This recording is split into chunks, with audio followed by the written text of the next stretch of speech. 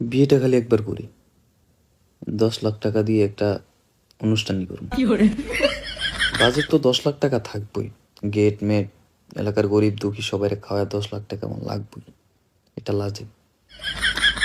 তারপরে বউরে নিয়ে কই যাওয়া যায়? ও, বাসর রাইতে তো বউরে আবার গিফট টিফট দেওয়া লাগবে।